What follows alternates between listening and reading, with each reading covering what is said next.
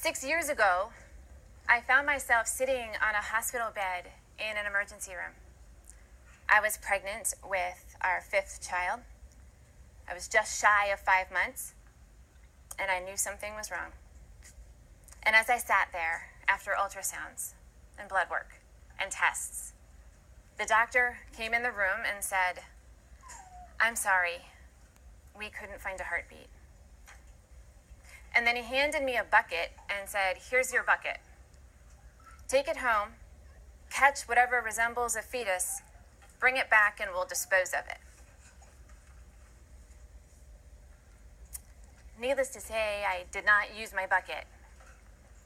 2 weeks later, I actually was back at the hospital. I was induced and delivered a tiny, perfect little girl, and we named her Claire.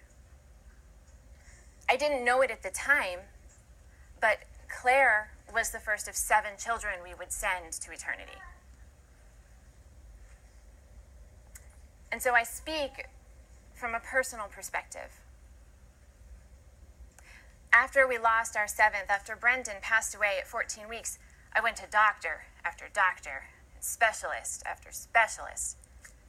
And finally, the specialist of the specialists sat me down and said, "Laura, you are never going to have another living child." And I guess somewhere inside I knew it, but to hear it spoken out loud, it's like a knife. And so I said, well, does this mean I'm infertile? And he said, "Well, I don't know what you are, because technically you can conceive, but they're not going to live.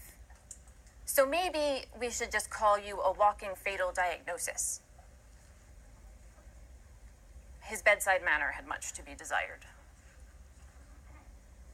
And so while I can't speak to the experience of what we call primary infertility, I can speak to the experience of desiring to have another child and not being able to.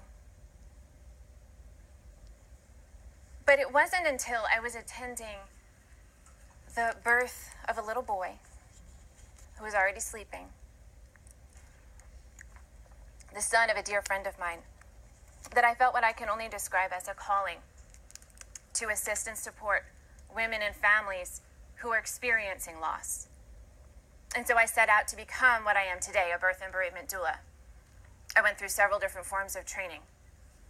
And now I assist women and families who experience the spectrum of reproductive loss. And I also assist women and families who are anticipating a happy and normal birth.